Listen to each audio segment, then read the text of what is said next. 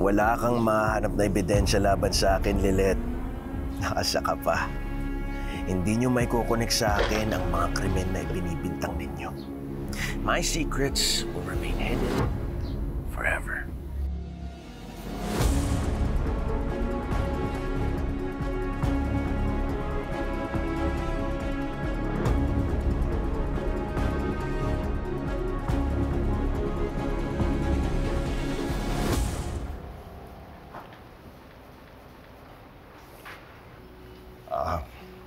Pinatawag ko kayo para magbigay ng update tungkol sa reklamo ni Miss Melody Orozco.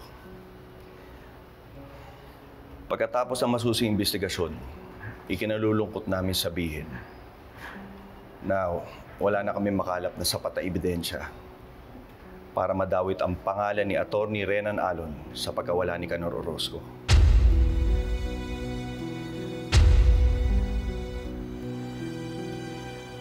So, ibig sabihin, Colonel, hindi na ako person of interest?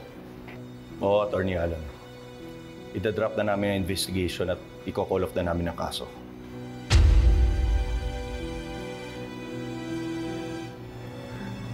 See, babe, what did I tell you?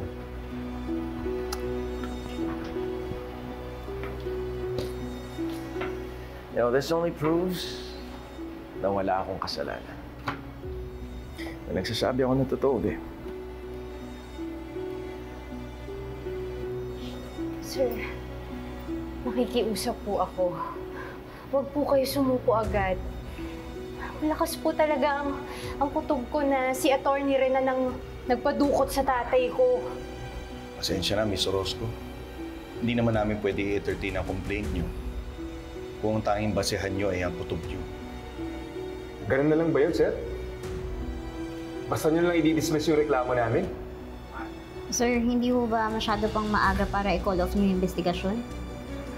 Ginawa na namin lahat, Attorney Matias. Pero wala kami mahanap na ebidensya. Wala rin nagka-come forward para tumistigo.